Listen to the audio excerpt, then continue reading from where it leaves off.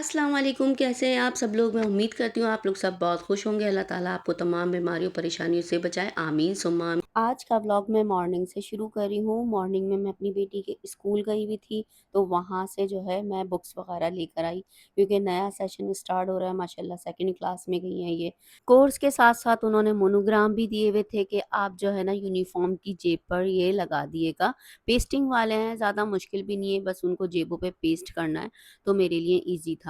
और यहाँ पर कायदा था, इनका मदनी कायदा था और ये बुक्स वगैरह थी इनकी पढ़ने के लिए, तो मैं सब चेक कर रही थी। पिछली क्लास के लेवल से थोड़ा-सा लेवल ऊपर हुआ है, बहुत ज़्यादा टफ कोर्स नहीं है, ईज़ी है बच्चों के लिए और माशाल्लाह माशाल्लाह बहुत अच्छा मतलब स्कूल है, ज़्यादा बर्डन नहीं डाला जाता बच्चों के लिए। ये देखिए दिखा रही थी मैं, पहले अली सबा था, फिर उसके बाद अब थोड़ा-सा जो है आगे बढ़ गया है और ट्रेसिंग का है स्टेप वगैरह थोड़ा-सा बच्चों को समझने के लिए। मतलब ये था कि कोर्स के अंदर ना कोई भी इतनी टफ चीज़ नहीं थी कि बच्चों के लिए ना मुश्किल हो जाए क्लास में जाना। असल में क्या था कि मेरी बेटी ने जो है ना रोना शुरू कर दिया था कि मैं नई क्लास में जा रही हूँ, बहुत ज़्यादा मुश्किल होगा। बच्चे होते हैं ना छोटे तो वो डरना शुरू हो जाते हैं। असल में ना मेरी बेटी का मसला ये है कि वो बहुत पॉसेसिव है, तो टीचर्स कभी थोड़ा-सा भी शाउट कर जाती थी ना, तो वो डर जाती थी।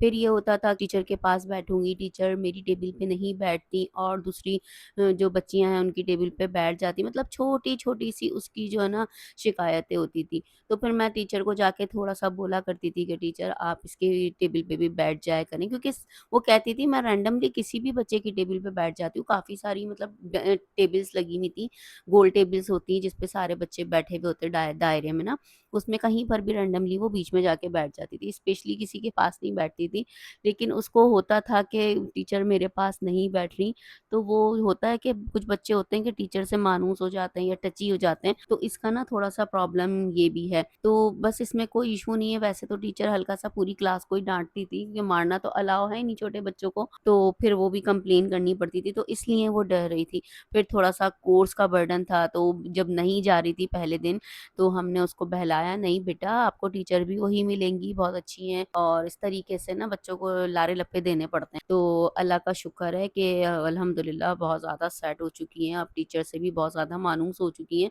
मतलब मुझे ईच एंड एवरीथिंग स्कूल में कोई बुराई नहीं लगी, बहुत अच्छा, बहुत कोऑपरेटिव, केयर वाला स्कूल है और बहुत ख़्याल रखने वाला है। तब बोलते हैं ना बदतमीज़ियाँ होती हैं, टीचर सख्तियाँ करती हैं, मारती हैं, अल्हम्दुलिल्लाह ऐसा कुछ भी नहीं है और सबसे बड़ी बात है कि कुरान पाक की तालीम भी इसमें दी जाती है। अच्छा, मैं सारी बातें करने के बाद आपको बताऊँ कि मेरी बच्ची के स्कूल का नाम जो है दारुल मदीना है। अगर किसी ने कराना हो तो करा दें, तो जिस ब्रांच में आप चाहें उसमें करा सकते हैं और साथ में ये देखें ये है मोनोग्राम, तो ये भी लगाऊँगी मैं और उसके बाद जो है ना फिर देखते हैं क्या करना है। अच्छा, इसमें ना स्टेशनरी शामिल नहीं थी, स्टेशनरी जो है ना वो अलग से थी। जैसे पेंसिल वगैरह वो वहाँ पर जमा करानी पड़ती है, क्योंकि खुली मत के हिसाब से वो लोग लेते हैं कि अगर हम किसी बच्चे की यूज़ कर रहे हैं, आपने देने में लेट कर दी, तो आया अगर ये एक्स्ट्रा यूज़ हो जाए किसी बच्चे की, तो वो हम उसमें इंक्लूड कर देंगे। और फिर ये था मैं अम्मी के यहाँ आ गई थी, तो अम्मी के यहाँ बने थे कढ़ी चावल रात में, तो कढ़ी चावल जो है ना बहुत शौक से हम लोग खाते हैं और पता है ऐसा हुआ है कि कढ़ी चावल मुझे ये तीसरी बार मिले हैं खाने को। एक ध अपने घर में बना है, फिर उसके बाद चच्ची सास के गए थे जो हार डालने हम गए थे, पिछले व्लॉग में आपने देखा होगा, वहाँ बने, वहाँ खाए, फिर उसके बाद आज अम्मी के घर खा लिए। मतलब इतनी उनसियत, इतनी मानूस हो गए, लेकिन मुझे ये वाले ज़्यादा बहुत अच्छे लगे अपनी अम्मी के यहाँ के। उनके कढ़ी चावल में थोड़ी-सी कढ़ी के अंदर ना किसकिसापन था, मुझे समझ नहीं आ रहा था या तो मेबी मुझे महसूस हो रहा था। और कढ़ी ना जो खिली-खिली रंग की होती है ना, मुझे वो ज़्यादा अच्छी लगती है। जो डार्क कलर की होती है ना, वो उतनी मुझे पसंद नहीं है कढ़ी ना, मैं शौक से नहीं खाती। आप लोग भी बताइएगा कि आप लोगों में से किस-किस को कढ़ी चावल बहुत ज़्यादा पसंद है और कौन-कौन शौक से खाता है। अच्छा, कढ़ी चावल जो है ना जब शादी वगैरह होती है ना, जैसे रत जगह वगैरह होता है, उसमें जो गुलगुले बनते हैं उसके साथ स्पेशली कढ़ी चावल बनते हैं। हमारे यहाँ तो ये बनते हैं, क्या आप लोगों के यहाँ भी कढ़ी चावल बनते हैं?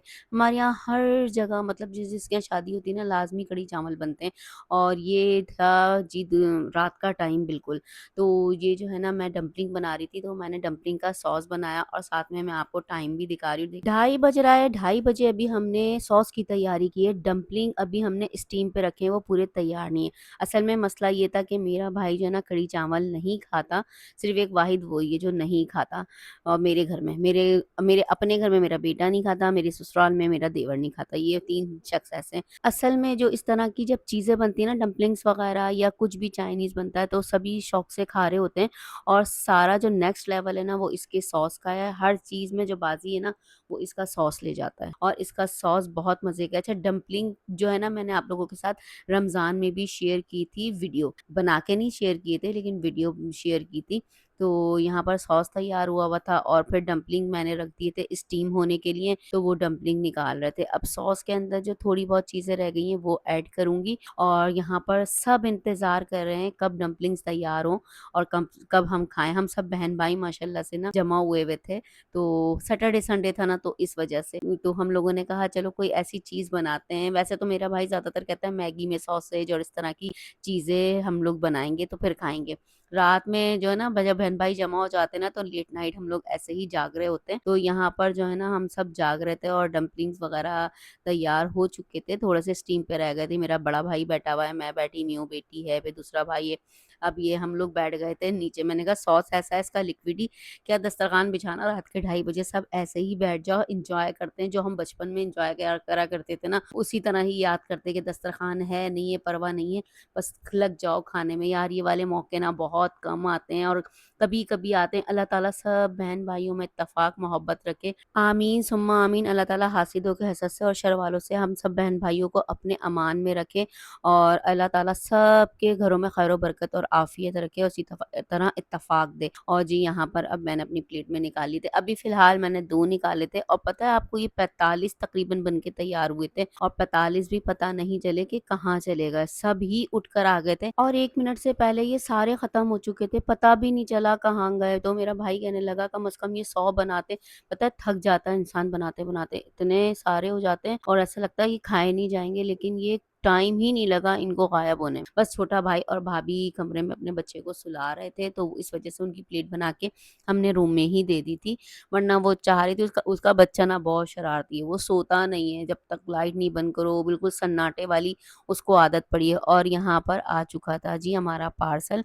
असल में मँगवाया ये घर पर था लेकिन हम लोग मैं अपनी अम्मी के घर पर थी। इस पार्सल को मैंने अम्मी के घर रिसीव कर लिया था क्योंकि ये मेरे घर के बाहर खड़े हुए थे, तो मैंने कहा आप इधर आ जाएँ, मेरा और अम्मी का घर ज़्यादा दूर नहीं है, तो वो आराम से लेकर आ गए थे। अच्छा ये हॉट ब्रश है हाई-फाई वालों का, तो जब मैं यूज़ करूँगी या कोई भी यूज़ करेगा मेरे घर में से तो हम इसके रिव्यू आपको बताएँगे कि कैसे हैं। अभी तो चेक कर रहे थे निकाल के क्योंकि कहीं टूटा हुआ ना हो, होता है ना लाज़मी सी बात है चेक करना तो ज़रूरी होता है। तो माशाल्लाह माशाल्लाह बहुत ज़बरदस्त था और बहुत ह्यूज टाइप का ये ब्रश था। देखने में तो ये बहुत अच्छा लग रहा था, जब हम इस्तेमाल करेंगे तो फिर इसके रिव्यू आपके साथ ज़रूर शेयर करेंगे। और ये था कि अभी तो निकाल कर चेक कर रहे थे कि कहीं से टूटा वगैरह तो नहीं है। इसका कलर कॉम्बिनेशन भी बहुत अच्छा था, ब्लैक और शॉकिंग पिंक कलर था, बहुत डार्क कलर का। और यहाँ पर जी स्नैप्स बनाई जा रही थी साथ में क्योंकि हर एक के साथ ज़ाहिर-सी बात है इसके रिव्यू शेयर करने होते हैं। जो चीज़ अच्छी हो तो फिर उसके रिव्यू ज़रूर देने होते हैं और अभी तो ये ओपन हो रहा था तो उसकी स्नैप बनाई जा रही थी। तो सब चीज़ें जो है ना बहुत अच्छी होती हैं हाई-फाई वालों की भी और दूसरी चीज़ें जो हम पार्सल मंगवाते हैं वो भी। और साथ में ये हमने मंगवाया हुआ था एक सूट ना वो भी यहीं पर ही रिसीव किया था और ये सूट था ईडन ड्रॉप वालों का। तो बहुत अच्छा कलर कॉम्बिनेशन था इसका, गर्मी के लिहाज से तो बहुत ही ज़बरदस्त था। इसका जो है ना कूल कॉम्बिनेशन था इसका ना। अच्छा ये भी मँगाया था मेरी बेटी ने अपनी नानी के घर पर, मतलब मेरी अम्मी के घर पर ही, और ये सूट था उसका। जब मेरा आएगा तो इंशाल्लाह मैं आप लोगों के साथ वो भी शेयर करूँगी। असल में ये क्यों मँगा लिया था, अब आ रहा है बकरा ईद का टाइम तो उसमें जो है इसी तरह के कपड़े पहने जाते हैं। गर्मी इतनी ज़्यादा अभी से ही शुरू हो चुकी है, तो ज़ाहिर-सी बात है फिर इसी तरह के ही लॉन के कपड़े पहने जाएँगे। और ये देखें इसके ना प्राइस भी ज़्यादा नहीं थे। अच्छा 3 पीस था, प्राइस ज़्यादा नहीं थे, वर्थ इट प्राइस थे। पर ज़ाहिर-सी बात है स्टिचिंग की भी देनी पड़ता है। अगर आप स्टिचिंग वाला लेंगी तो उसके प्राइस अलग थे। ये 3 अबव था। मतलब कि इतने प्राइस थे कि कोई भी अफ़ोर्ड कर ले। इसी तरह से आप अगर बाज़ार में चले जाएँ तो इतने ही प्राइस में आपको वो सूट भी मिलेंगे, लेकिन उनकी क्वालिटी वग़ैरह जो है ना बिल्कुल भी अच्छी नहीं होती। ये मतलब इतना सॉफ्ट कपड़ा था ना कि जो है ना पैसे वसूल वाली बात है, वो चीज़ थी। अच्छा, सेकंडली ये था, मेरी सिस्टर ने भी ना कपड़े मँगाए हुए थे अपने ना, तो वो इसके कपड़े के साथ अपना कपड़ा भी चेक कर रही थी, लेकिन इसका कपड़े की जो बात थी ना वो अलग थी। ये डायरेक्ट आउटलेट से मँगाया था। अच्छा, ये जो रेड वाला सूट था ना, ये था एमटीजे का, मतलब मौलाना तारिक जमील का। मुझे ये कपड़ा बिल्कुल भी अच्छा नहीं लगा। मतलब जो है, मेरी सिस्टर ने जो मँगाया था वो जैसे कोई सेल कर रहा होता है ना ऑनलाइन, तो उनसे मँगाया था, और मेरी बेटी ने जो मँगाया था वो डायरेक्ट आउटलेट से मँगाया था। इसका कपड़ा मुझे बिल्कुल भी समझ नहीं आया एमटीजे का। और लैम्पलाइट का कपड़ा बहुत अच्छा था, और जो सेकंड जो सूट था ना, थर्ड वाला जो सूट था वो था ईडन ड्रॉप का, वो कपड़ा भी बहुत अच्छा था। ये इतना हल्का कपड़ा था ना, तो आपके साथ देखिए नाम भी शेयर कर रही हूँ मैं इसका। मुझे ये समझ में नहीं आ रहा था।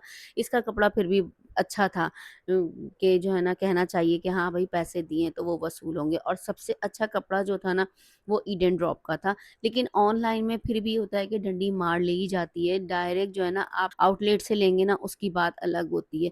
तो इस कपड़े को और उस कपड़े को, हम सारे कपड़ों को चेक कर रहे थे। अच्छा, मेरी बेटी का था 3 पीस, और ये सारे जो थे ना 2-2 पीस थे। तो ये यही चेक कर रही थी, तो फिर हम किनारी से किनारी मिला रहे थे। इसकी किनारी में और इसकी किनारी में बहुत ज़्यादा फ़र्क था। वो जो है ना जुड़ी हुई थी, और वो बिल्कुल खुली-खुली किनारी थी। मतलब कहीं न ऊँच-नीच निकल ही आती है, बस क्या कर सकते हैं।